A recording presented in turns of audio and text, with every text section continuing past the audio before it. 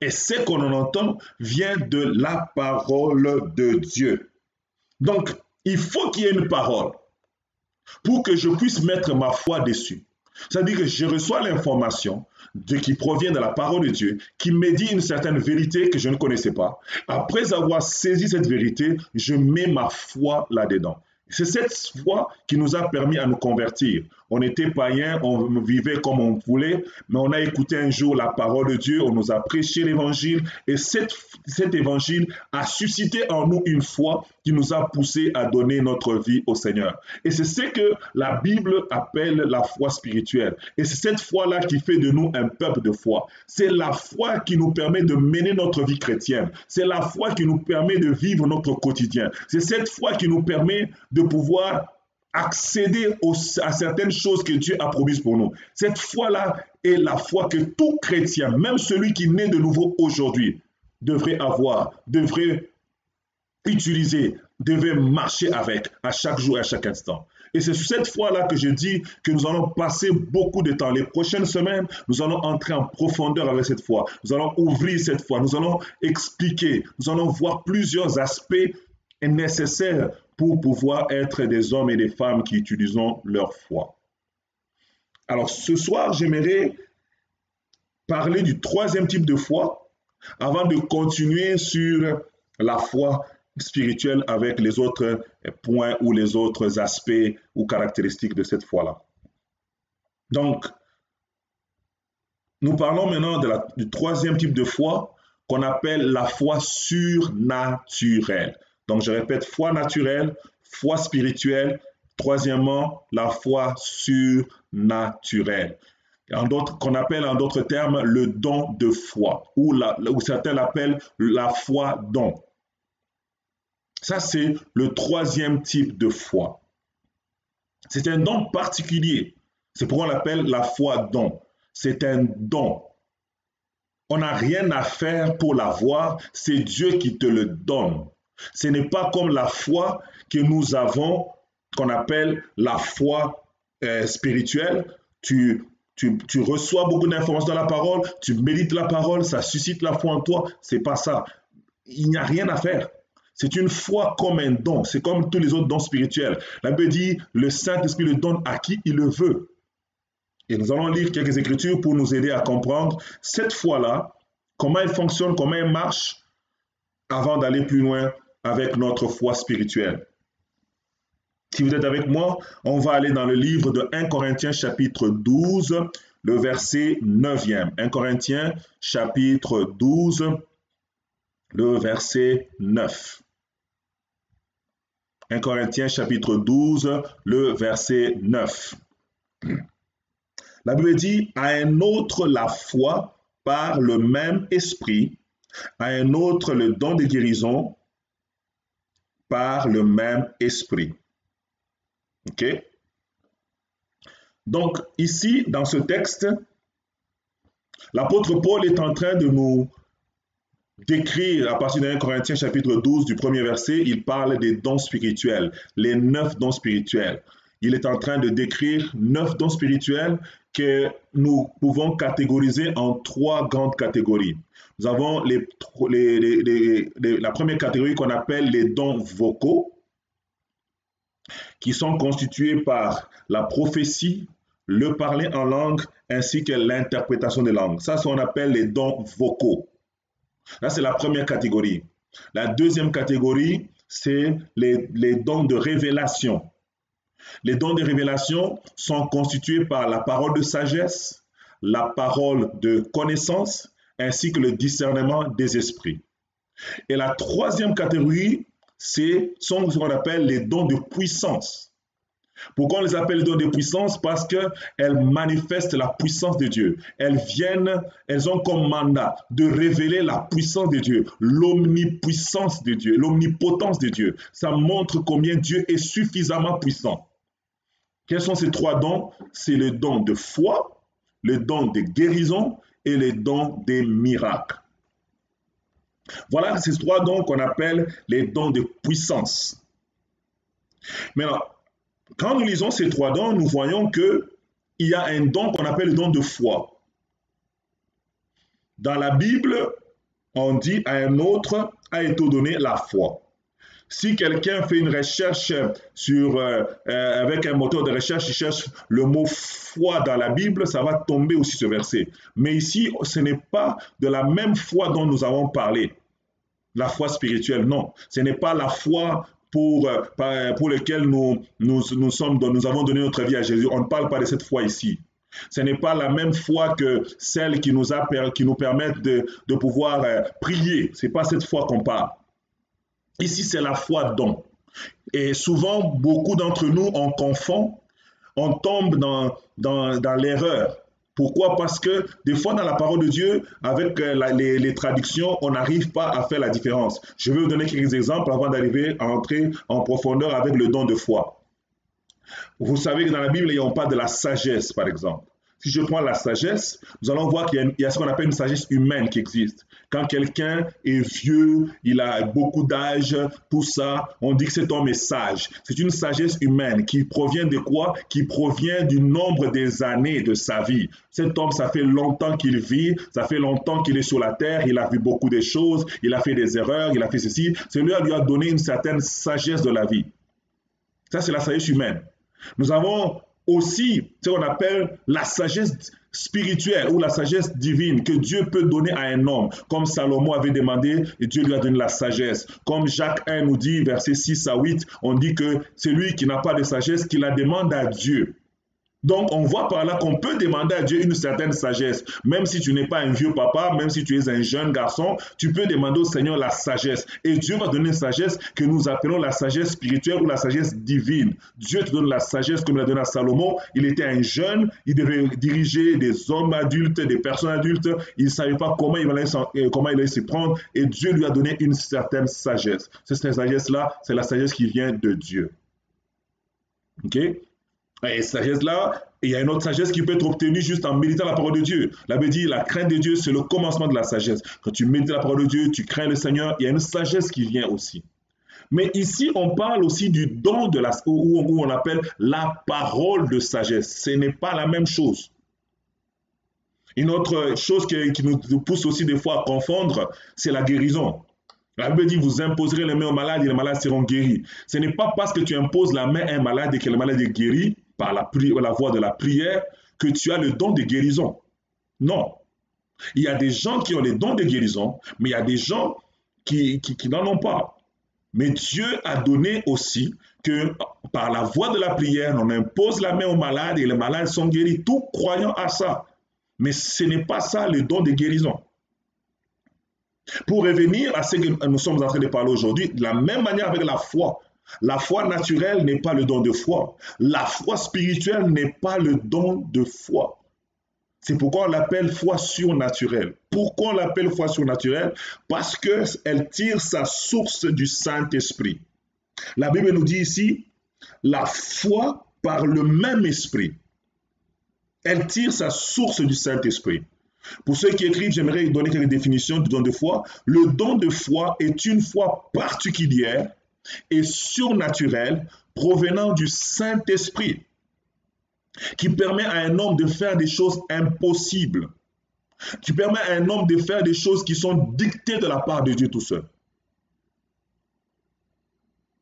C'est une intervention soudaine du Saint-Esprit dans la vie d'un homme pour réaliser des choses qu'un humain ne peut pas réaliser. Tu peux être là, tout d'un coup, tu es saisi par cela. C'est comme un prophète. Et un prophète peut être là, tu viens le voir, il n'est pas saisi pour l'esprit de prophétie. Et c'est comme Élisée, on vient le voir prophétiser, il dit, j'ai rien, comment vous dire, mais il dit, ok, quand on commence à jouer de la harpe, on commence à adorer, et tout d'un coup, l'esprit le saisit, il prophétise. De la même manière, le don de foi, il n'y a rien que toi et moi puissions faire.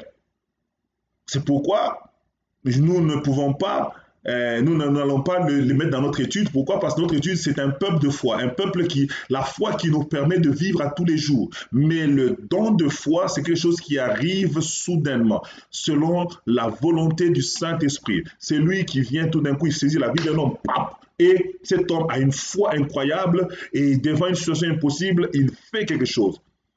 J'aimerais dire, il ne faut pas confondre cela avec l'audace ou le courage. Non, il y a des courageux dans le monde, mais ça, ce n'est pas la foi. Alors, j'aimerais que nous puissions vraiment saisir ça. Non, il ne faut pas confondre la foi, le don de foi à la foi naturelle ou à la foi spirituelle.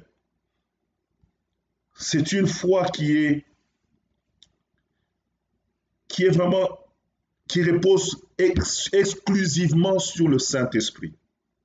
Certains disent le don de foi repose sur le rhéma, alors que la foi spirituelle repose sur le logos, c'est-à-dire j'ai lu la Bible, je crois dans la parole de Dieu et je mets ma foi, ça me crée une foi là-dedans.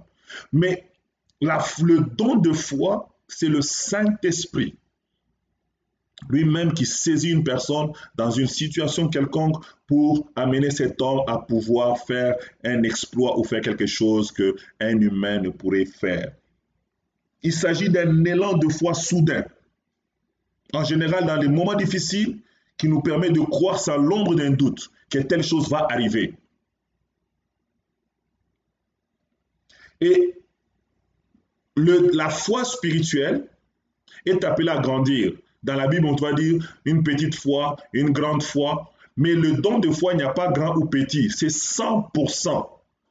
Quand on a le don de foi, c'est 100% de foi. Et les résultats, ça marche à tous les coups avec le don de foi. On n'a pas de résultats d'à peu près. On n'a pas de résultats, non, ça marche pas. Non, le don de foi, quand ça saisit un homme, quand c'est en action, la chose pour laquelle elle vient se manifester, la chose doit marcher. Si c'est un miracle, ça doit se faire. Si c'est une guérison, ça doit se faire. Pourquoi? Parce que c'est la foi de Dieu au travers d'un homme. Or, vous savez avec moi que quand Dieu il a dit que le monde soit, il n'y a pas eu d'histoire, non, peut-être ça va arriver, non, c'est arrivé. Quand il a dit qu'il sépare la lumière des ténèbres, ça s'est fait. Pourquoi? Parce que la foi de Dieu est absolue. La foi de Dieu n'a pas de failles. La foi de Dieu, elle est parfaite.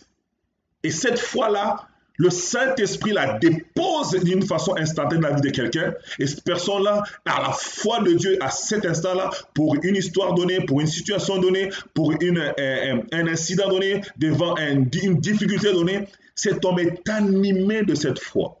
Ce qu'on appelle, il reçoit le don de foi. La foi de Dieu vient dans sa vie à cet instant-là. Et la foi, le don de foi a des résultats d'aujourd'hui, pas des résultats futuristes. La Bible dit que si nous avons la foi, on peut dire, on peut prier et croire que la chose arrive, mais on le verra s'accomplir. Donc je crois aujourd'hui, je crois que j'ai la chose, mais je vois les résultats peut-être demain ou dans quelques heures ou des fois instantanément aussi, mais c'est toujours la foi. Ça, c'est la foi spirituelle. Mais le don de foi, c'est instantané, c'est comme ça. Parce que quand Dieu dit que le monde soit, le monde fut pape. Il n'y a pas d'histoire de 2 jours, de 3 jours, ça se fait là, instantanément. Et nous allons lire quelques exemples dans la Bible pour essayer de nous situer. Et ça n'arrive pas à tout le monde. Ça arrive à des personnes que Dieu a choisies. La Bible dit quoi? Que c'est la même chose comme les prophéties. Tout le monde n'est pas prophète, tout le monde n'a pas le don de foi, tout le monde n'a pas le don de, comment on appelle ça? Le don de guérison, tout le monde n'a pas tous les 9 dons. Mais la Bible nous dit que le Saint-Esprit les distribue à chacun tel comme il le veut. Et c'est la même chose avec le don de foi. Le Saint-Esprit le distribue à chacun selon qu'il le veut. Il peut te donner à toi, il ne peut pas me le donner à moi. Mais la foi spirituelle, tout chrétien doit l'avoir. Mais la foi surnaturelle, c'est quelque chose que Dieu donne selon son choix à lui-même. Alors, quelques exemples, comme je disais, avant que nous puissions revenir à notre foi spirituelle. Nous allons lire dans Actes chapitre 13, versets 9 à 13. Qu'est-ce qu'il nous dit là-dedans? La Bible dit, alors Saul, appelé aussi Paul, rempli du Saint-Esprit. C'est très important cette phrase-là, rempli du Saint-Esprit. Fixa les regards sur lui et dit, homme plein de toute espèce de ruse et de fraude, fils du diable, ennemi de toute justice, ne cesseras-tu point de pervertir les voies du Seigneur. Maintenant, voici la main du Seigneur sur toi. Tu seras aveugle et pour un temps, tu ne verras pas le soleil. Aussitôt, l'obscurité et les ténèbres tombèrent sur lui. Vous avez vu, aussitôt, l'obscurité et les ténèbres tombèrent sur lui et il cherchait en tâtonnant des personnes pour le guider. On voit cette histoire ici que Paul ne s'est pas basé sur une parole quelconque. Une parole, non. Il s'est basé sur le Saint-Esprit. Le Saint-Esprit lui a convaincu de faire quelque chose envers cet homme qui est en train de résister contre l'évangile, qui est en train de pervertir les voies de Dieu. Il a dit, regardez cet homme, et il a dit, la main de l'Éternel est sur toi, tu seras aveugle, et pour un temps, tu ne verras pas le soleil. La Bible dit, quand il a fini de déclarer cette parole de foi, au même instant, l'histoire est arrivée. Ça, c'est la manifestation du don de foi. Donc, Paul a été rempli du Saint-Esprit. Donc, il a posé une action où il a fait cette déclaration-là, non pas en se basant sur la foi spirituelle, mais en se basant sur le don de foi qu'il venait de le saisir. C'est pourquoi la Bible commence par Paul rempli du Saint-Esprit. Pour nous montrer que c'est poussé par le Saint-Esprit qu'il a fait cette parole-là, qu'il a déclaré cette parole-là, et c'est manifesté. C'est la manifestation du don de foi. Donc, le don de foi, sa manifestation, c'est une action qui permet d'amener à l'existence quelque chose qui n'existe pas. Cet homme était bien, il n'était pas malade, il n'était pas aveugle, mais on lui dit, tu seras aveugle là. Et il est devenu aveugle là. Il n'y a pas un verset biblique qui nous demande de rendre les gens aveugles, mais l'apôtre Paul a reçu un mandat de Dieu, a reçu la foi de Dieu pour amener à l'existence quelque chose qui n'existait pas. Cet homme n'était pas aveugle et il a été rendu aveugle comme ça. C'était la manifestation du don de foi. Souvent, vous allez voir que le don de foi marche en synergie ou en complicité avec le don de guérison, avec le don des miracles aussi. Des fois, c'est difficile d'interpréter les deux, mais d'abord, c'est la foi qui vient de dire cette chose est certaine, elle va se faire. Et maintenant, la personne pose un acte ou pose une action ou pose une parole ou fait une déclaration comme Paul vient de le faire ici. Pour faire la différence, j'aimerais juste montrer une autre place où l'apôtre Paul a utilisé maintenant la foi spirituelle, c'est la foi dont nous parlons, pour la guérison d'un malade. Là, nous allons dans Actes chapitre 14, verset 9. La Bible dit, il écoutait parler Paul. Donc cet aveugle-là écoutait parler Paul. Et Paul, fixant les regards sur lui, voyant qu'il avait la foi pour être guéri. Donc cet homme suivait Paul. Paul est en train de prêcher. Il parlait de la bonne nouvelle. Comme je suis en train de prêcher ce soir, je parle de la bonne nouvelle. Il peut arriver que ce que tu entends génère en toi une foi, de croire que Dieu est capable de faire ces choses avec toi. Et quand tu y crois comme ça, tu deviens disposé aussi à un miracle. Tu deviens disposé à une guérison. Tu deviens disposé à l'intervention de Dieu. Et c'est comme ça que Paul a utilisé la foi qui vient de la parole pour la guérison de cet homme. Donc, on voit par là la différence. Le même Paul, par moment, a été utilisé par le don de foi qu'il a saisi et qu'il a poussé à faire une action qui ne repose pas sur une parole qui a été annoncée ou prêchée ou qu'il a eu entendu, mais qui repose sur le Saint-Esprit qui le remplit de la foi de Dieu et qui vient l'amener à faire une chose qui n'existe pas. Il a appelé à l'existence une chose qui n'existe pas. Cet homme n'était pas aveugle, il n'avait pas de problème de vue, mais tout à coup, au même instant, il est devenu aveugle, il ne voyait plus rien. Et de l'autre côté, Paul prêche et il regarde quelqu'un et dit, celui-ci, la parole vient de créer en lui une foi spirituelle. Et Paul saisit de cette opportunité-là pour libérer la puissance de la guérison divine dans cet homme. Donc, on voit par là que c'est deux choses qui sont différentes.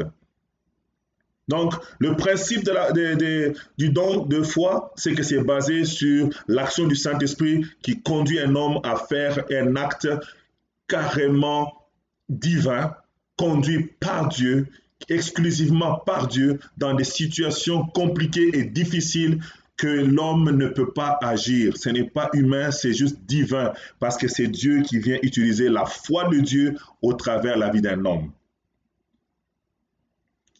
Donc l'homme devient juste un canal par lequel Dieu fait ses œuvres de création, ses œuvres puissantes.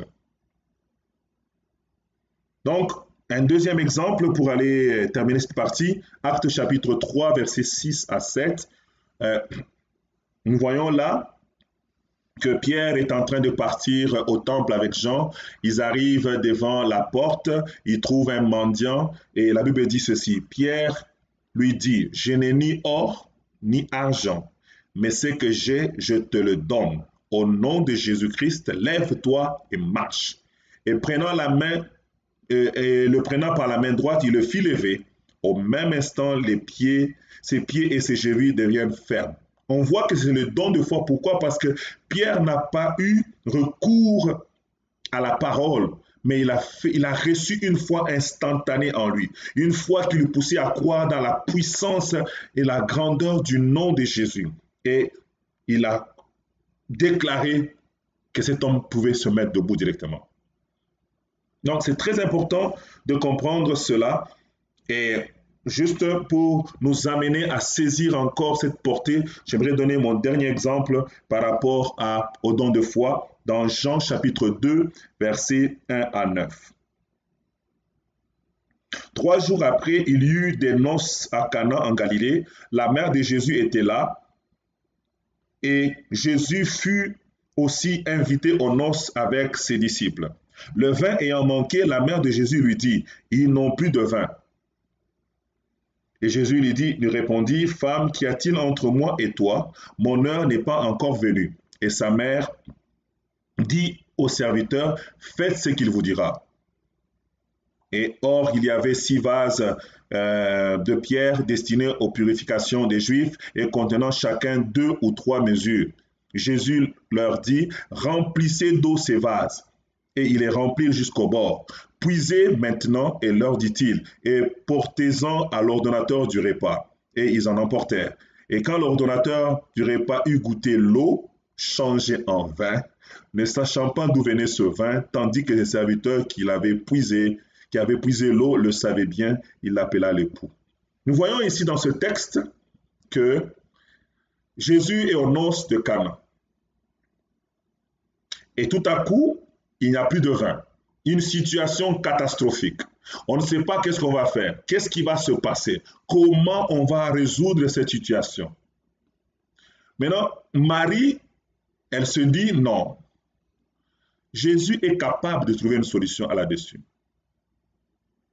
Ok? Pourquoi Marie pense comme ça? Quand on lit très bien, nous allons nous rendre compte que ça fait partie de l'un des premiers miracles, ou le premier miracle, selon les théologiens sont tous d'accord que c'est le premier miracle de Jésus. Donc, elle n'avait aucune référence passée sachant que Jésus peut faire de telles choses. Tout ce qu'elle savait, que j'ai donné naissance à un Messie. J'ai donné naissance au Christ. Il est capable de faire ça. Est-ce qu'il veut le faire? Je ne sais pas. Mais elle a reçu en elle une foi ferme que Jésus va le faire. Jésus va le faire. Il va donner une solution. Comment? Je ne sais pas. Est-ce qu'il va faire? Je ne sais pas. Elle est partie voir Jésus et dit, ils n'ont plus de vin. Bien-aimés, imaginez-vous. Ce n'est pas Jésus qui était l'ordonnateur du repas. Ce n'est pas Jésus qui était le marié. Ce n'est pas Jésus qui était de cette famille-là. Mais elle parle à Jésus avec une ferme conviction que Jésus est capable de donner une solution à ce problème-là. Ça, c'est le don de foi. Elle n'avait même pas de doute. Observez sa réaction. Jésus lui parle, elle parle à Jésus plutôt, et Jésus lui répond. Elle dit à Jésus, ils n'ont plus de vin. Jésus lui répond, il dit, femme, qu'y a-t-il entre toi et moi? Mon heure n'est pas encore venue. Elle ne se décourage pas. Normalement, toi et moi, on devait se décourager, dire, ah, peut-être qu'il ne va pas faire maintenant, ce n'est pas son heure. Mais elle avait une foi. Le Saint-Esprit avait déposé en elle une foi telle qu'elle croyait ferme qu'aujourd'hui, quelque chose va se passer. Maintenant, quelque chose va se passer. Elle est allée voir les autres serviteurs pour leur dire, Écoutez les gars, faites tout ce qu'il vous dira. Mais Jésus n'a jamais dit que j'avais quelque chose à faire. Mais cette femme avait la foi de Dieu. À cet instant-là, le don de foi, elle a reçu un don de foi de la part de Dieu. Et ce don de foi a produit un miracle. L'eau du robinet est devenue du vin. Jamais dans l'histoire ça s'est fait, mais ce jour-là ça s'est fait. Parce qu'une femme a cru. Elle a reçu le don de foi. Bien-aimé dans le Seigneur, le don de foi, c'est le Saint-Esprit qui saisit un homme, une femme, dans une situation donnée pour accomplir la pensée de Dieu, la volonté de Dieu. C'est la foi de Dieu elle-même dans la vie de quelqu'un. Et c'est, comme je l'ai dit, c'est 100% de foi. Ce n'est pas une petite foi, moyenne foi, grande foi, ça ne grandit pas. Ça, non, c'est une foi totale, une foi parfaite. Quand tu la reçois, il n'y a pas de doute et il n'y a pas d'obstacle. Il n'y a aucune situation qui peut résister au don de foi. Parce que ce n'est pas une foi que nous obtenons, que nous grandissons avec et nous développons. On ne développe pas le don de foi. Le don de foi, il est parfait. Il est parfait. Dieu l'impose à notre vie par le Saint-Esprit et nous, on voit les résultats. Une chose que j'aimerais rappeler à toute personne qui me suit maintenant, c'est que vous savez que tous les dons spirituels fonctionnent par la foi. La Bible dit que nous exauçons, chacun prophétise selon l'analogie de sa foi. La foi dont on parle là, ce n'est pas le don spirituel, c'est pas la foi don. L'analogie de la foi, c'est la foi spirituelle. Vous allez me dire, pasteur, mais là, tu te compliques. Je ne vous complique pas. Je veux juste clarifier quelque chose. Si, ici, Marie avait senti cette foi-là, qui venait en elle, qui lui dit, sans nom de doute, quelque chose va se passer. Mais se mettre debout pour partir, ça dépendait d'elle. Il fallait qu'elle croie dans le don de foi. Donc, l'exercice de tout don dépend de la foi. Mais le don de foi lui-même n'a pas besoin de quoi que ce soit. Alléluia. Gloire au Seigneur.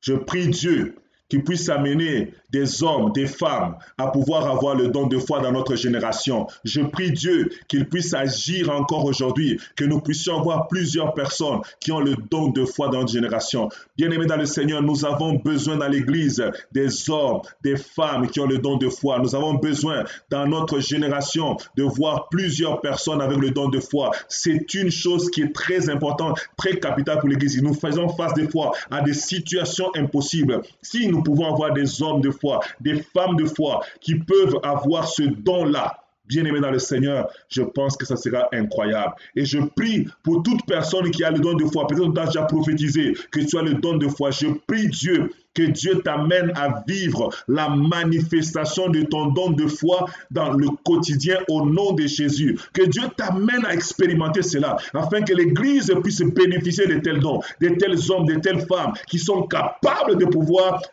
face à des situations compliquées, manifester le don de foi. Nous en avons besoin dans l'Église. Nous en avons besoin dans notre génération, pour amener l'impossible au possible, pour faire des choses que l'homme ne peut pas faire, que la foi spirituelle ne peut pas faire. Nous avons besoin des hommes et des femmes qui ont le don de foi. Vous savez qu'une personne qui a un don de foi peut amener les gens qui ont des foi spirituelles à rechercher encore Dieu, à croire encore en Dieu, par leur acte de foi, par leur action de foi. Par l'utilisation du don de foi, nous amenons l'Église, nous amenons les hommes et les femmes à pouvoir encore croire plus en Dieu, à pouvoir encore chercher à augmenter notre degré d'intimité avec Dieu. Ça pousse les gens à dire non, non, non, non.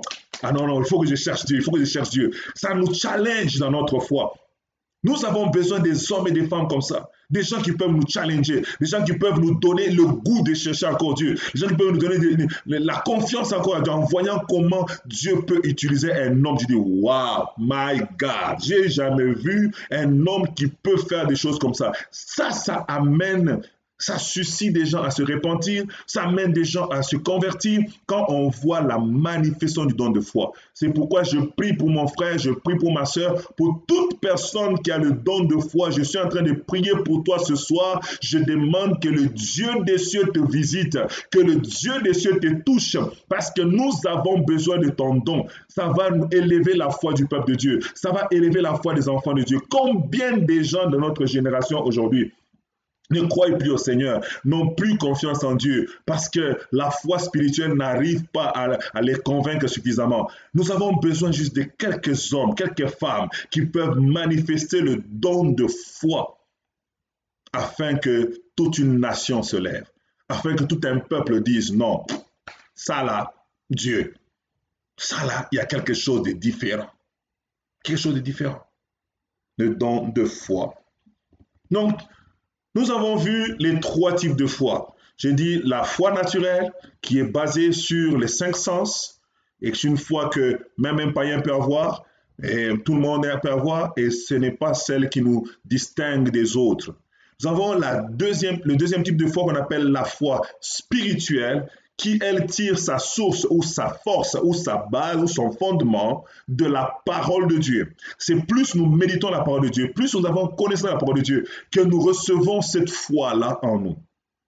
Et cette foi, elle ne se base pas sur rien. Il ne faut pas juste dire, je prie pour telle chose. Non, je dois avoir une parole sur laquelle je me base lorsque j'exerce cette foi spirituelle.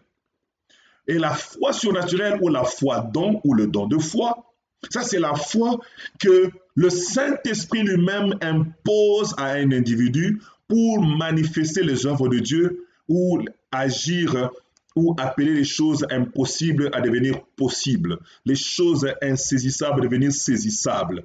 C'est cette foi de Dieu en nous. C'est cette faculté qui permet à un homme d'être un canal par lequel Dieu manifeste sa foi. Et vous savez que la foi de Dieu n'échoue jamais. La foi de Dieu n'échoue jamais. Quand Dieu a dit dans la création, lisez Genèse chapitre 1, vous allez voir comment Dieu avait suffisamment de foi. Quand il parlait, quand il déclarait, il appelle à l'existence les choses qui ne sont pas comme si elles existent. Ça, c'est la foi de Dieu. La foi capable de créer, la foi capable de confronter le néant, la foi qui ne connaît aucun obstacle, la foi qui n'a pas besoin de grandir. C'est une foi absolue, une foi parfaite. Mais la foi dont nous parlons, nous, que nous devons utiliser en tant que peuple de Dieu, en tant qu'enfant de Dieu. La foi que Dieu veut voir en nous. Quand Jésus-Christ dit, quand le Fils de l'homme viendra, trouvera-t-il la foi sur la terre? Dans Luc chapitre 18, verset 6. Pourquoi, quand Jésus-Christ dit ça, on ne parle pas de la foi don, on parle de la foi spirituelle. Et c'est de cette foi-là que j'aimerais insister au cours de notre étude aujourd'hui, dimanche et les autres semaines. Parce que Dieu veut que tu puisses l'avoir, Dieu veut que je puisse l'avoir. Et cette foi-là dépend de toi et dépend de moi. Alors, nous revenons maintenant dans notre étude pour passer au prochain point. Après les types de foi, nous allons parler maintenant de comment développer la foi spirituelle. Comment on peut développer cela?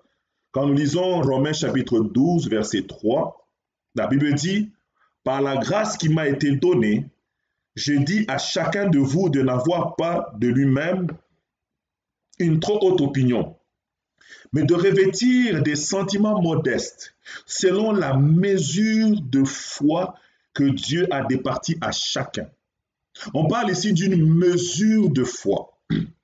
Ça veut dire que lorsqu'on reçoit Jésus-Christ comme Seigneur et Sauveur, lorsqu'on accepte l'Évangile, Dieu dépose une sémence de foi en tout un chacun de nous. Dieu dépose une sémence de foi dans chacune des vies. Chaque chrétien a une portion de foi. Chaque chrétien a une mesure de foi. Mais bien aimé dans le Seigneur, cette mesure de foi, nous ne pouvons pas la laisser comme ça. Nous devons la travailler, la développer. Nous devons travailler à ce qu'elle aille à maturité. Voilà pourquoi dans la Bible, vous allez trouver des expressions comme Si vous avez une foi comme un grain de sénévé, si vous avez, comme il a dit au centenier romain, en Israël, je n'ai pas trouvé une aussi grande foi. Cette foi a des mesures. Elle peut être grande, elle peut être moyenne, elle peut avoir un certain niveau. Elle est appelée à grandir. C'est pourquoi nous parlons de développer notre foi. Quand nous lisons aussi Luc 8, verset 25, nous nous rendons compte que le texte qu'on a lu, on a dit, puis il leur dit, où est votre foi? Ça veut dire ici aussi, on parle de l'utilisation de notre foi. Ceci m'amène à dire une pensée. La foi spirituelle dépend de la parole de Dieu, mais c'est de notre responsabilité de pouvoir la développer et l'utiliser. Je répète encore, c'est la responsabilité du chrétien de développer et d'utiliser la foi spirituelle. Tandis qu'on vient de parler le don de foi, tu n'as aucune responsabilité, c'est le Saint-Esprit qui vient faire son travail. Mais la foi spirituelle, c'est de ta responsabilité, c'est de ma responsabilité de travailler cela. Voilà pourquoi nous avons des résultats différents. Voilà pourquoi on voit certains pasteurs qui sont utilisés puissamment dans certains secteurs de leur vie, dans leur marche chrétienne. On voit certains chrétiens que Dieu fait des exploits. Dieu ne fait exception des personnes. Dieu a mis à la disposition des chrétiens, des enfants de Dieu, sa puissance, sa gloire. Mais chacun vit dépendant de la mesure de foi qu'il a. Chacun jouit de certaines choses en fonction de la foi qu'il a. Voilà pourquoi je dis que c'est de ta responsabilité, c'est de ma responsabilité de développer et d'exercer notre foi. D'où la question, comment? Dit pasteur Thierry, c'est bien beau de nous dire ça, mais comment nous pouvons développer notre foi?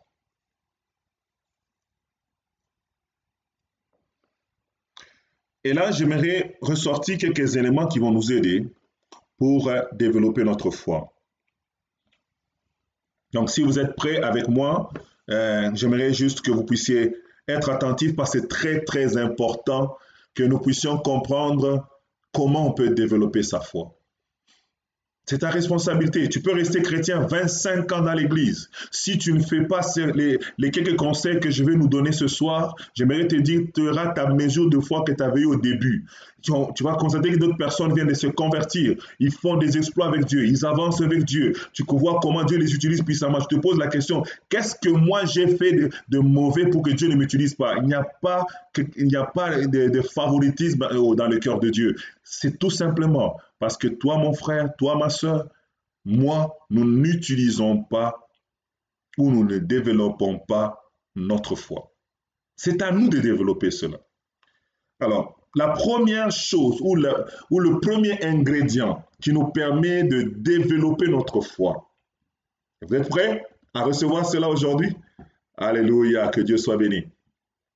Le premier ingrédient, c'est celui-ci. Il faut croire dans la véracité de la parole de Dieu.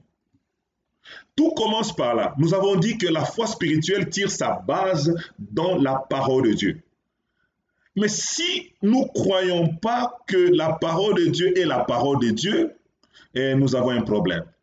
Si nous croyons en partie certaines choses de la Bible comme étant la parole de Dieu, les autres ont dit déjà on a un problème. Si nous ne croyons pas du tout, on a un problème. Bien-aimé dans le Seigneur, tout commence par là. C'est impossible que ta foi spirituelle augmente ou grandisse ou croisse si tu ne crois pas dans la parole de Dieu. Tout commence par la parole de Dieu. Tu as besoin, j'ai besoin de croire que la Bible est la parole de Dieu. Nous devons y croire. Nous devons y croire que ce n'est pas une histoire de l'Antiquité. Ce n'est pas une histoire du Moyen Âge. Il y a certaines personnes même qui disent, qui m'ont déjà dit à moi personnellement, ils disent, est-ce que la Bible est d'actualité? Oui, on voit, c'est un livre d'histoire, comme toutes les autres histoires de Confucius, je sais pas, de Mahomet ou d'un autre un grand penseur qui a existé dans ce monde. Oui, ils ont donné des principes dépendant de leur société, de leur époque. J'aimerais te dire, mon frère, si déjà tu penses comme ça, ta foi ne va pas se développer. La foi commence par se développer lorsque tu regardes la parole de Dieu comme étant véritablement la parole de Dieu. Deuxièmement, que tu la regardes comme étant la parole d'actualité. Quand la Bible nous demande, par exemple, de ne pas faire la fornication, ce n'est pas une histoire qui est pour les gens de l'époque, d'ancien temps. Oh non, ce n'est plus de notre époque, c'est dépassé ce genre de philosophie ou ce genre de pensée. Bien aimé dans le Seigneur, la parole de Dieu est d'actualité. La parole de Dieu est la même hier, aujourd'hui et éternellement. Ce que Dieu a dit a encore de la valeur aujourd'hui. Même s'il a dit ça, ça fait 4000 ans. La parole de Dieu est capable, elle agit encore aujourd'hui, elle a des effets aujourd'hui, elle est vraie encore aujourd'hui. Pour ton couple, pour ta maison, pour ta famille, pour ta vie chrétienne, pour ton église, la parole de Dieu est encore d'actualité. Les méthodologies pour prêcher l'évangile ont changé, les méthodologies pour adorer Dieu ont changé, on n'adore pas dans les grottes, on n'adore pas en dessous d'un arbre, on adore maintenant dans des belles églises et tout ça. Mais j'aimerais te dire, la parole de Dieu demeure éternellement et elle agit encore aujourd'hui. De la même manière qu'elle a agi hier, le même verset biblique que l'apôtre Paul a prêché il y a presque 2000 ans. J'aimerais te dire que cette même parole-là agit encore aujourd'hui. Si tu la mets en pratique, si je la mets en pratique, nous allons vivre les exploits que nous lisons dans la Bible. Nous allons expérimenter ces choses-là. Le plus grand problème de chrétiens de ma génération, c'est que nous pensons que la Bible est un vieux livre. La Bible, c'est un livre qu'on peut mettre à la poussière, dans les étagères et aux oubliettes. J'aimerais nous faire comprendre, bien-aimés, aucun livre d'un pasteur, aucun livre d'un prédicateur, aucun livre d'un penseur, aucun livre d'un homme intelligent ne peut jamais concurrencer la parole de Dieu. La Bible est une mine d'or inépuisable. Tu vas puiser aujourd'hui une révélation. Demain, tu puiseras une deuxième révélation parce que la parole de Dieu a été éprouvée. Elle est éprouvée pour être efficace dans toutes les générations, dans les générations passées, dans les générations au niveau de Jésus, dans notre génération, dans les générations qui viendront. La parole de Dieu agira encore efficacement. Même si la technologie va à grande vitesse, j'aimerais dire à quelqu'un, la parole de Dieu est vraie. Il n'y a rien qui peut faire faillir la parole de Dieu. Il n'y a aucun iota qui peut changer la parole de Dieu. Même si les hommes disent quoi, même s'ils font des découvertes, j'aimerais te dire que la parole de Dieu a été éprouvée par Dieu lui-même pour qu'elle soit capable d'être adaptée dans toutes les générations possibles. Dieu est suffisamment intelligent. Il n'a pas fait une parole qui est seulement adaptée aux gens de l'Antiquité, aux gens du Moyen-Âge, aux gens de la préhistoire. Non, Dieu a fait une parole. Dieu a annoncé sa parole parce que c'est un être éternel. Il voit dans le passé, dans le présent, dans le futur. C'est pourquoi sa parole a encore d'efficacité aujourd'hui. J'aimerais te dire, mon frère, ma soeur, quand tu es un enfant de Dieu, quand tu lis ta Bible, ne choisis pas des versets. Ne dis pas ce verset, ce n'est plus d'actualité, ce n'est plus à la mode. Aucun verset n'est pas à la mode. Tous les versets sont oui et amen. J'aimerais que nous puissions comprendre cela. Bien-aimés dans le Seigneur, dans la Bible, la Bible dit que aucune chose ne passera. Même l'Ancien Testament, la Bible dit, c'est l'ombre des choses à venir. Comme pour dire ceci, même si on ne comprend pas très bien, si on prend l'Ancien Testament, on lit les principes, les choses que Dieu a établies, on peut voir ce que Dieu avait prévu pour notre génération ici, nous qui sommes sous la grâce. Bien-aimés dans le Seigneur, Dieu n'a rien fait qui soit mis au rencard. Chaque chose que Dieu a fait est d'actualité. Chaque chose que Dieu a dite est d'actualité. La parole de Dieu que tu as dans tes mains, la Bible que tu as dans tes mains, je te rassure, toi qui m'écoutes en ce moment, que la Bible est pure, que la Bible est vraie, que la Bible agit encore aujourd'hui, même dans 50 ans, même dans 500 ans, même dans 5000 ans, la Bible sera toujours la parole de Dieu. Wouh! J'aime ça. Elle est d'actualité. Tu ne peux pas développer ta foi quand déjà tu regardes la parole de Dieu en la lisant, en la méditant. Tu es en train de faire du sarclage. Ça non, ça non, ça non. Je te dis sincèrement, ta foi sera faible. Sera faible. Lisons ensemble. 1 Thessaloniciens chapitre 2, verset 13. 1 Thessaloniciens chapitre 2, verset 13, la Bible dit, c'est pourquoi nous rendons continuellement grâce à Dieu de ce qu'en recevant la parole de Dieu que nous vous avons fait entendre, vous l'avez reçue non comme la parole des hommes, mais ainsi qu'elle est véritablement comme la parole de Dieu qui agit en vous qui croyez. J'aime l'apôtre Paul. Il regarde les Romains, il regarde les Corinthiens et il arrive à Thessalonique, il fait l'œuvre de Dieu et il constate que ce peuple qui n'avait jamais vu la Bible, qui n'avait jamais peut-être entendu parler même du Dieu d'Israël, mais il vient de recevoir la parole de Dieu. Et il vient de recevoir, ils ne disent pas que cette parole c'est pour les Juifs, cette parole c'est pas pour nous. Nous, on est Thessaloniciens. Qu'est-ce qu'on a à faire avec cette parole ici? Sûrement le Dieu d'Israël l'a écrit pour les coutumes d'Israël, pour répondre aux besoins d'Israël. Sûrement que Dieu l'a écrit dans le contexte d'Israël. Non. Mais la Bible dit, ils l'ont pris comme elle est véritablement, la parole de Dieu. Bien-aimé dans le Seigneur, ton pasteur, moi-même qui suis devant vous, nous pouvons nous tromper, mais la parole de Dieu ne se trompera jamais. J'aimerais te rassurer, mon frère. La Bible que tu as dans tes mains là, c'est la parole de Dieu. La Bible que tu as dans tes mains là, elle est complète, elle est vraie, elle est actuelle. On ne peut pas la tordre. Ça veut dire, en la recevant, vous ne l'avez pas reçue comme venant des hommes. Comme ce soir, pendant que je suis en train de parler. Cette parole que je suis en train de nous annoncer ce soir, ce n'est pas ma parole, ce n'est pas moi qui l'annonce, mais c'est Dieu qui passe par ma bouche pour te l'annoncer, pour me l'annoncer. Parce que c'est la parole de Dieu, ce n'est pas la mienne, ce n'est pas moi qui l'ai écrit. Et je ne suis pas là pour la soutenir parce que ce n'est pas la mienne. Mais Dieu se porte garant de sa parole. Il est capable de la défendre tout seul. La Bible dit qu'il n'y a aucune parole qui sort de la bouche de Dieu qui ne revienne à lui sans avoir accompli ce pourquoi Dieu l'avait annoncé. J'aimerais te faire comprendre que ta manière de recevoir la parole de Dieu va déterminer les résultats que tu vas avoir. La Bible dit, vous l'avez reçu comme elle est véritablement la parole de Dieu qui agit en vous qui croyez. La manière dont tu reçois la parole, la manière dont tu considères la parole, la manière dont tu regardes la parole, fera en sorte que tu vives les résultats de ta foi spirituelle ou non. Pour développer notre foi spirituelle, nous avons besoin de pouvoir croire dans la véracité de la parole de Dieu.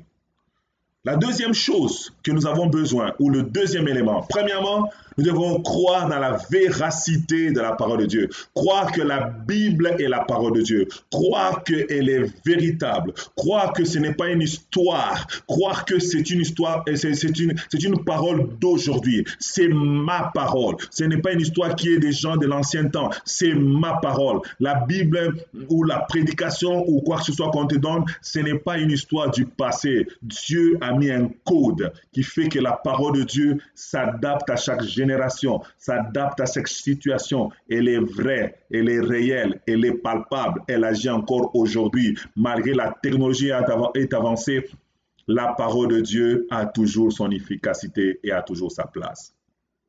La deuxième chose, il faut exposer sa vie à la parole de Dieu. Si nous voulons que notre foi spirituelle puisse se développer, au point qu'on soit en mesure de faire des grandes choses avec Dieu, au point qu'on soit en mesure de faire des exploits avec Dieu, nous avons besoin de pouvoir exposer notre esprit à la parole de Dieu. Et on l'expose de deux manières. La première manière pour s'exposer à la parole, c'est en l'écoutant ou en l'entendant. La Bible dit dans Romains chapitre 10, verset 17, le verset qu'on a lu et relu plusieurs fois, la Bible dit « Ainsi la foi vient de ce qu'on entend. Et ce qu'on entend vient de la parole de Christ. » Bien-aimés dans le Seigneur, j'aimerais nous faire comprendre une chose. Ce que tu entends va nourrir ou détruire ta foi spirituelle. Ce que tu entends va nourrir ou détruire ta foi spirituelle. Nous devons faire attention aux choses que nous écoutons. Nous devons faire attention aux choses que nous nourrissons à notre esprit, notre homme intérieur. Plus tu nourris ton esprit avec n'importe quelle information, avec n'importe quel sujet, tu es en train de détruire ta foi, de fragiliser ta foi. Face à un défi, face à une situation, tu vas trembler. Mais si la parole de Dieu est en toi, c'est pourquoi Colossiens chapitre 3 verset 16 nous dit que la parole de Dieu habite abondamment au milieu de vous. On a parlé de l'abondance de la parole, donc plein de paroles, beaucoup de paroles. Bien-aimé, exagère dans la connaissance de la parole de Dieu, exagère dans la méditation, remplis-toi de la parole de Dieu. Plus tu t'exposes à la parole de Dieu, plus ta foi se développe, plus tu commences à croire davantage encore dans le Dieu que tu sers, dans sa parole, dans ses promesses, plus tu crois en cela. Pourquoi? Parce qu'il y a plus de paroles. Marc chapitre 5, verset 27, la Bible nous parle d'un exemple. On dit, ayant entendu parler de Jésus, elle vint dans la foule par derrière et toucha son vêtement. Ici, on parle de la femme qui avait une perte de sang. Elle a souffert pendant longtemps. Les médecins ont tout fait. Tous ceux qui étaient spécialistes de leur temps ont tout fait, mais ils n'étaient pas à mesure de pouvoir lui accorder un soulagement. La Bible dit qu'elle a dépensé des fortunes, tout son argent, tous ses biens, toutes ses richesses pour sa santé. Il y a des gens qui lui ont conseillé sûrement des choses, des techniques. Les gens lui ont dit des choses, mais ça n'a pas donné. Un jour, elle se retrouve. Quelqu'un lui parle de Jésus. La Bible dit, ayant entendu parler de Jésus. On lui parle de qui est Jésus. On lui parle de ce que Jésus est capable de faire. On lui parle de ce que Jésus a fait déjà. Elle écoute la parole de Dieu. Elle écoute les paroles que Christ annonce. Elle écoute cela, ça remplit son cœur. Ça remplit son cœur et ça vient susciter la foi. Cette femme a vu sa foi se développer par ce qu'elle a entendu sur Jésus. Bien-aimé dans le Seigneur, ce que tu entends, nous sommes dans une génération où nous écoutons beaucoup de choses. Nous écoutons la radio, nous écoutons la télévision, nous écoutons les choses sur les médias, les réseaux sociaux. On nous bombarde avec des vidéos, on nous bombarde avec des pensées, des déclarations. Bien-aimé, j'aimerais te faire comprendre, si tu ne sélectionnes pas ce que tu écoutes, tu ne vas pas voir ta foi spirituelle se développer. Et là, je vais insister même une chose. Écoutez même ce que tu écoutes comme musique. Il y a des cantiques qui ne sont pas spirituels, qui disent que c'est juste pour nous faire transpirer. Mais bien aimé, nous devons écouter des chants qui édifient notre foi, qui fortifient notre foi. C'est pourquoi la Bible dans Éphésiens dit, entretenez-vous par des psaumes, par des hymnes, par des cantiques spirituels, chantant et célébrant Dieu de tout votre cœur. Dieu parle de s'entretenir, c'est-à-dire que nous devons amener à notre esprit un son, une information qui vient édifier notre homme intérieur, qui vient bâtir notre foi. Si tu entends des musiques qui disent par exemple Seigneur, tu m'as abandonné, tu es où? Bien-aimé dans le Seigneur, tu vas sentir que Dieu t'a abandonné. Or que la Bible dit, je ne t'abandonnerai ni ne te délaisserai. Il y a des gens qui chantent des cantiques comme pour dire, non Seigneur, tu m'as laissé, tu m'as laissé. Dieu l'a dit, il n'a jamais laissé personne et il ne laissera personne. Bien-aimé dans le Seigneur, même quand une musique fait de la renommée, prends le temps d'écouter les paroles de ce chant-là et pose-toi la question si ces paroles-là sont conformes à l'œuvre de la rédemption. Si les paroles des chants que tu es en train d'écouter, de la musique, même si c'est une musique chrétienne, je ne parle même pas de la musique mondaine aujourd'hui, je parle juste d'écouter la musique chrétienne, mais dont les paroles ne sont pas conformes à la rédemption. Si tu écoutes des musiques qui ne sont pas conformes à la rédemption, tu es en train de fragiliser ta foi. Tu passes tout le temps à écouter un artiste chrétien, mais dont la musique ne t'édifie en rien. J'aimerais te dire, tu vas être content dans ta chair, mais ton esprit ne sera pas fortifié. Ta foi ne sera pas développée. Nous devons écouter la parole de Dieu, entendre la parole de Dieu, écouter des prédications qui édifient. Sur Internet, il y a une pollution des prédicateurs, des faux comme des bons. J'aimerais que tu sois sélectif, mon frère. Sois sélectif, ma soeur. Il en va de ta foi. Si tu ne prends pas ta vie au sérieux, qui la prendra au sérieux? Si tu ne prends pas ta vie chrétienne au sérieux, qui la prendra au sérieux pour toi? La vie chrétienne, ce ne sont pas des blagues, c'est une vie. On ne la fait pas au brillant, on la fait au propre. Bien-aimé dans le Seigneur, j'aimerais nous faire comprendre que la foi spirituelle, c'est cette foi-là qui nous permet d'éteindre les traits infamés du malheur. La Bible dit, revêtez-vous du bouclier de la foi pour éteindre les traits infamés du malin. C'est-à-dire quand tu auras des défis, quand tu auras des flèches de l'ennemi, la foi qui va te permettre de rester ferme dans le Seigneur, cette foi-là, c'est cette foi spirituelle. Mais si elle est fragilisée, si elle est brisée, parce que tu écoutes des cantiques qui t'amènent dans la dépression, qui t'amènent dans le découragement, j'aimerais te dire, mon frère, ma soeur, tu te nuis toi-même. Nous devons être sélectifs. Ne tombons pas dans le fanatisme. Écoutons des cantiques qui sont spirituels, qui sont la parole de Dieu en mélodie, qui nous exhortent selon les principes de la parole, qui nous enseignent, qui nous transmettent un message qui est conforme à l'œuvre de la rédemption. Pourquoi je parle trop de la rédemption?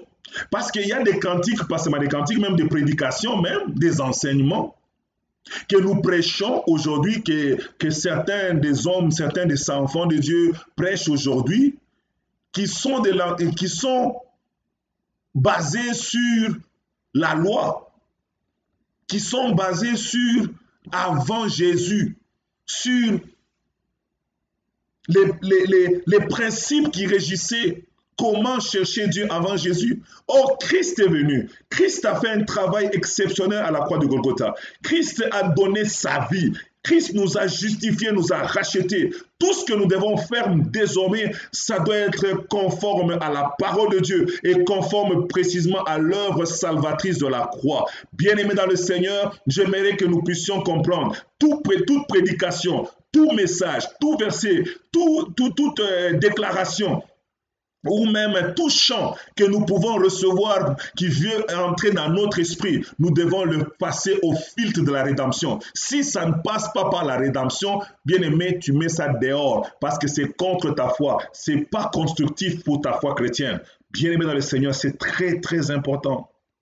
J'insiste là-dessus. S'exposer à la parole de Dieu. Actes chapitre 14, versets 7 à 10. Le texte que nous avons lu tantôt, ça veut dire qu'il y avait un homme qui écoutait la parole de Dieu. Et quand il a écouté la parole de Dieu, Paul a fixé sur lui, il a vu qu'il avait la foi. On voit que la parole a monté la foi. Il avait une foi, parce que quand il est venu pour écouter, c'est parce qu'il croyait qu'il faut écouter. Mais cette foi-là qu'il avait n'était pas assez pour être guéri. Quand Paul a commencé à prêcher, il les regardait, il ne voyait pas une foi de guérison. Mais cet homme a commencé à croire. Plus la parole entrait, plus il commençait à croire. À un moment donné, il a eu suffisamment de foi pour recevoir une guérison divine. Alors quand Paul l'a regardé, il dit non, j'arrête mon message. Ce gars-là, il est maintenant plein de la foi pour la guérison divine. Et il a prié pour lui, il a été guéri. Bien-aimés dans le Seigneur, nous avons beaucoup d'entre nous dans l'église, dans le royaume de Dieu. Nous croyons que Dieu guérit, mais quand nous sommes malades là, notre foi même, on se dit, est-ce que c'est ça vraiment, est-ce que vraiment ça va arriver? Même quand tu pries par peur et non pas par la foi. c'est que il est important, avant même de commencer à prier, d'aller chercher à monter sa foi à un niveau donné. Et c'est ce que l'apôtre Paul a vu. Il n'a pas prié pour cette personne-là avant. Il a prié pour cette personne quand il a vu que cet homme avait la foi pour être guéri. Il y a un homme de Dieu, Kenneth Hagin, je lisais un de ses livres un jour. Il était dans une croisade et les malades étaient là alignés. Et chaque fois qu'il passait devant une personne, il posait toujours la question, veux-tu être guéri? Quelle c'est la personne? Il dit, si Dieu le veut, il passe. Il dit, tu n'es pas encore prêt. Pourquoi? Parce qu'il dit, je vais t'imposer les mains, mais tu n'y crois pas. Tu es en train de laisser ça dans la souveraineté de Dieu. Non, il faut que tu croies dans ce que Dieu a dit. Dieu a dit que par tes meurtrissures, nous avions été guéris. Donc quand on veut prier pour toi, tu dois croire que je vais guérir. C'est quand tu crois que cela va se faire. Et il priait pour les personnes qui avaient déjà élevé leur foi au niveau de la guérison. Et c'est à ce moment-là, quand leur foi et la foi de Kenneth Hagin s'accordaient pour la guérison divine, à cet instant-là, ils priaient et les choses se faisaient. De la même manière, Paul, il a regardé, Paul avait la foi, il savait que Dieu guérit, mais il a regardé cet homme, il a dit, il faut encore un peu de parole pour élever la foi à un certain niveau. Je l'ai vu aussi dans la délivrance. Le Seigneur m'a fait grâce. Des fois, je veux prier pour la délivrance de quelqu'un, je sens dans mon esprit que cette personne n'est pas prête. Je commence à enseigner la personne, je lui parle de la parole de Dieu, je commence à faire des séances au téléphone avec lui ou à l'église, on parle de la parole, je lui montre en quoi Dieu est capable de délivrer, je lui montre en quoi le nom de Jésus est puissant. Quand je sens que la personne est arrivée à un niveau qu'elle croit que même si elle est remplie de démons de 1900 combien, elle est remplie de plusieurs possessions, elle sait qu'elle est possédée, elle sait. Elle connaît son état, mais elle vient de comprendre que la Bible dit, si le Fils vous affranchit, vous serez réellement libre. Quand je sens que cette personne est arrivée là, je dis, ça y est, on va faire la délivrance demain. Et quand on fait la délivrance, ça ne traîne même pas. Pourquoi? Parce que cette personne, sa foi est arrivée à un certain niveau. Sa foi a été développée. Nous avons certaines délivrances qui traînent parce que la personne même n'y croit même pas. Bien-aimé dans le Seigneur, c'est très important de s'exposer à la parole de Dieu. Il y a un homme de Dieu que j'aime bien, un ami à moi, il me dit souvent, lui-même pour quand il dort, avant de dormir, il met la Bible audio. Ça commence à parler. Au moins, il est là, même quand il va s'endormir, la Bible continue à parler. Son inconscient, son subconscient est en train de recevoir la parole, parce qu'il expose son esprit à la parole de Dieu. Bien-aimé, c'est très important d'exposer notre esprit à la parole de Dieu, par ce que nous écoutons, par ce que nous entendons. Bien-aimé, j'aimerais te faire comprendre. Il y a des choses quand tu passes, tu penses que tu n'as jamais entendu, mais tu vas te dire, hey, ça, ton inconscient, ton subconscient a retenu ça. Alors, si nous pouvons créer une atmosphère polluée de la parole de Dieu, remplie de la parole de Dieu, parole dans les chants, parole dans la musique que nous écoutons, parole dans ce que nous lisons, parole dans ce que dans les prédications, parole partout, bien aimé, on va amener notre homme intérieur à être fortifié et notre foi à se développer. La deuxième manière de s'exposer à la parole de Dieu, c'est parce que nous lisons. Qu'est-ce que tu lis? Josué 1, verset 8 nous dit que ce livre de la loi ne s'éloigne pas de ta bouche, médite-le jour et nuit. Prends le temps de le lire pour agir fidèlement selon tout ce qui est écrit, car c'est alors que tu auras du succès dans tes entreprises, c'est alors que tu réussiras. La Bible nous dit, nous devons lire, nous devons méditer les Écritures. Méditer les Écritures. Bien aimé, la parole de Dieu, ce n'est pas pour nous les prédicateurs, pour préparer les prédications pour vous. C'est pour tout enfant de Dieu. C'est une lettre d'amour que Dieu t'a écrite. Dieu veut que tu lises. Tu as déjà vu quel homme, quelle femme sera content de voir qu'il a envoyé une lettre d'amour à son amoureux ou à son amoureuse, et cette personne-là reçoit la lettre, et puis il regarde sa lettre, oh vraiment, c'est joli, il a pensé à moi, il a écrit, et il le met là-bas chaque jour. Non. La joie de Dieu, c'est que nous puissions plonger nos regards dans les Saintes Écritures, que nous puissions prendre le temps de comprendre c'est quoi le message que l'homme de Galilée nous a laissé, c'est quoi le message que notre Père d'amour nous a envoyé. Dieu se plaît de nous voir lire sa parole. Bien-aimé, quand tu lis la parole de Dieu, quand tu t'exposes à la lecture, c'est en train de fortifier, de développer ta foi. Il est important, bien-aimé dans le Seigneur, de s'exposer par ce que nous entendons et par ce que nous voyons ou ce que nous lisons, nous exposer à la parole de Dieu. Quand nous le faisons, nous sommes en train de bâtir. La foi vient de ce que nous entendons, elle vient de ce que nous lisons. Et quand nous nous exposons à la parole de Dieu, on dit « Waouh !» La Bible dit dans Daniel chapitre 9, verset 1 à 3. Daniel chapitre 9, verset 1 à 3. La Bible dit, Daniel vit par les Écritures. Il vit par les Écritures qui devaient s'écouler 70 ans d'après la prophétie qu'avait donnée Jérémie le prophète. Il devait s'écouler 70 ans. Il a vu ça comment? Par les Écritures. Et quand il a vu que les Écritures disaient que vous serez en captivité, après 70 ans, vous devez être libérés, mais les gars, ils sont toujours dans la captivité, et il a dit non, non, non, non. Ça a créé la foi en lui, de dire, nous devons sortir, on doit partir. On n'est pas censé être là. Parce que Dieu l'a dit. Dieu a prophétisé ça. Et la Bible dit, il a commencé à prier, à jeûner pour chercher la délivrance. Pourquoi il a fait cela? Qu'est-ce qui l'a poussé entre la prière? C'est la foi dans la parole que Dieu avait déjà annoncée. Mais comment cette foi est venue? C'est parce qu'il a eu le temps de lire. Lire. Bien-aimé, il faut lire. Mon frère, il faut lire. Ma soeur, il faut lire la parole de Dieu. Tu dois lire. C'est pourquoi à l'église Maison de la Restauration, nous avons donné un plan de lecture de la Bible pour toute l'année. Bien-aimés, suivons scrupuleusement. Soyons à jour avec cela. Nous sommes dans le confinement. Si tu étais en retard, c'est le temps de te rattraper. Lis la Bible. Nous voulons le 31 décembre qu'on ait fini toute la Bible en tant qu'Église, en tant que peuple de Dieu, afin de pouvoir amener notre foi spirituelle à être développée. Donc, j'aimerais terminer aujourd'hui. Je sais qu'il y a d'autres points qu'on va voir ce dimanche, mais j'aimerais terminer sur ce point d'exposé. J'aimerais encore ouvrir un peu en détail. Qu'est-ce qui se passe quand on s'expose à la parole de Dieu? La première chose qui se passe, c'est quoi? Quand on s'expose à la parole de Dieu, que ce soit en écoutant ou en lisant, on reçoit une illumination ou une révélation. Plus tu t'exposes à la parole, plus tu la lis ou plus tu l'entends, tu reçois une révélation. Et cette révélation t'amène à la foi. Ça veut dire que ça t'amène à comprendre que les choses que tu lis sont évidentes. C'est ça qu'on dit, t'amener à la foi. Quand je lis, par exemple, dans la Bible, on dit que vous imposerez les mains aux malades et les malades seront guéris. Je dis, waouh! On dit que voici les miracles accompagnés à tous ceux qui auront cru. Moi, j'ai cru. OK.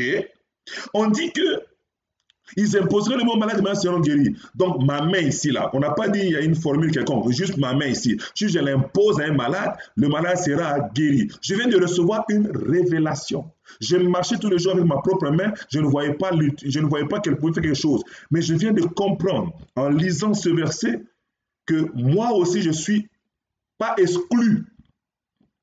Je reçois la révélation que moi aussi, il n'y a pas que seulement les pasteurs, il n'y a pas que seulement les apôtres, il n'y a pas que seulement les prophètes, il n'y a pas que seulement les docteurs qui peuvent imposer les mains, mais je viens de recevoir la révélation que moi, en tant qu'enfant de Dieu, je peux imposer les mains à un malade. Et ce malade sera guéri. On ne dit pas peut-être, on dit il sera guéri. Je dis, oh, quelle révélation. Maintenant, dès que cette révélation devient une évidence pour moi, il faut maintenant que je laisse, parce que cette révélation, quand elle n'arrive pas avec notre intelligence. Parce qu'un homme qui a étudié beaucoup à l'université de Montréal, à l'université de Laval, avec ce verset, il avait dit, tu es un fou, une main, tu mets sur la tête de quelqu'un, et puis tu fais 2 paroles. Il va être guéri comment? Parce que l'intelligence ne peut pas saisir ça. Ça veut dire que quand tu reçois cette révélation-là en lisant la parole, cette information ou cette révélation se loge dans ton esprit. Elle ne se loge pas dans ta tête parce que ta tête ne peut pas comprendre ça. Maintenant, dès qu'elle se loge dans ton esprit, l'homme étant tripartite, il faut que maintenant tu descendes l'information au niveau de ton âme ou au niveau de tes pensées, parce que l'âme, c'est le siège des pensées et le siège des émotions. Il faut que tes pensées s'alignent avec ce que ton esprit a saisi. C'est ce qu'on appelle la méditation. Là, tu commences à parler à ton esprit, à ton âme, pour dire, non, je crois que ce que Dieu dit, c'est la vérité. Je crois que ce que Dieu dit, c'est la vérité. Tu commences à amener, c'est ce que la Bible dit dans Romains chapitre 12, verset 2. La Bible dit, soyez transformés par le renouvellement de votre intelligence. Je dois être transformé par le renouvellement. Je dois amener mon intelligence à se renouveler par rapport à quoi? Par rapport à la révélation que je viens de saisir. Je sais que mon intelligence a été habituée, a déjà été formatée de sorte que une main ne peut pas guérir quelqu'un. Maintenant, il faut que je puisse dire à mon intelligence que quand je suis devenu enfant de Dieu, j'ai reçu cette grâce de la part de Dieu que quand j'impose la main à quelqu'un et que je prie au nom de Jésus, que cette personne-là sera guérie. Je prends l'information qui est dans mon esprit, je l'impose, je le répète à mon âme, à ma pensée, afin que ma pensée ne puisse plus penser comme un homme ordinaire, mais qu'il pense comme un homme spirituel. Et la troisième dimension, c'est que je dois mettre en pratique. Je dois mettre en pratique cette parole-là. Quand on dit s'exposer, ce n'est pas juste la regarder, connaître beaucoup de versets, non. C'est la mettre en pratique aussi. L'application de la parole de Dieu en fait que nous avons la foi. Ça augmente notre foi dans cette parole quand nous la mettons en pratique. Bien aimé, j'aimerais te donner un exemple simple. Tu peux penser que pour avoir la foi de pouvoir guérir les malades, il faut juste que tu puisses... par exemple, lire les versets des malades. Non, même si tu lis un verset qui te dit abandonner l'impudicité et que tu te mettes à mettre cette parole-là en pratique, j'aimerais te dire, ça vient de booster ta foi. Qu'est-ce qui se passe? Parce que tu te dis, moi, je n'étais pas capable de laisser l'impudicité. Je me connais. Je ne laissais pas passer une fille, je ne laissais pas passer un gars sans que cette personne-là passe au fil de l'épée. Mais depuis que je me suis converti et j'ai écouté la parole de Dieu qui me dit que j'ai été délivré et que je ne peux plus vivre selon les désirs de mon vieil homme, que je dois vivre maintenant selon les désirs de la parole de Dieu, dès ce moment-là, j'ai mis la parole en pratique, j'ai senti que les choses là, je ne m'attire plus. Ça te donne la foi. Ça vient bâtir ta foi. Tu te dis, si Dieu est capable de faire ça aujourd'hui, il est capable de faire aussi ça pour les autres choses. Ça te donne l'assurance, ça te donne la foi de croire en cela. C'est très important de pouvoir comprendre ces choses. Ça vient augmenter ta foi. Il est très important, il est très capital de ne pas négliger la mise en pratique de la parole de Dieu. Jacques 1, verset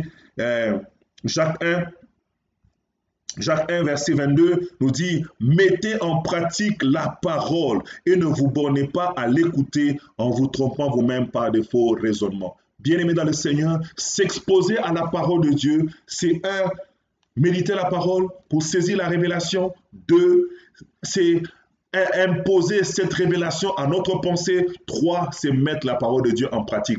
C'est qu'en faisant ces 3 éléments qu'on expose son esprit à la parole de Dieu. En faisant ces 3 éléments, on expose son esprit à la parole de Dieu et cela va amener notre vie à pouvoir encore croire et notre foi à être développée davantage. Telle est la pensée que nous avons ce soir. Nous allons s'arrêter ici. Nous allons continuer. Il y a d'autres points encore qu'on doit faire pour développer la foi spirituelle dans notre vie.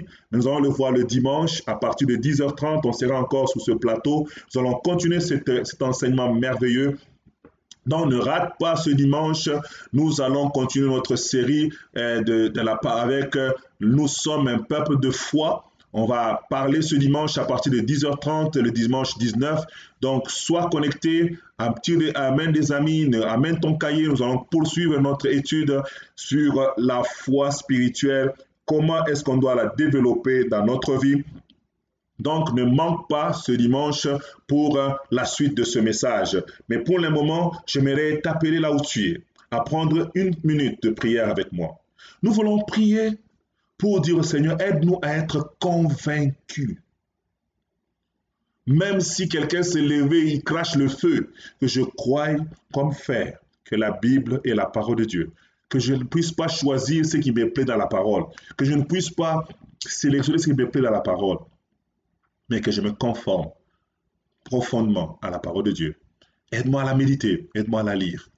Prions le Seigneur. Père, je prie pour chaque homme, pour chaque femme qui est sous le son de ma voix. Je demande que le Saint-Esprit puisse amener chaque personne qui m'écoute aujourd'hui à être touchée par la puissance du Seigneur.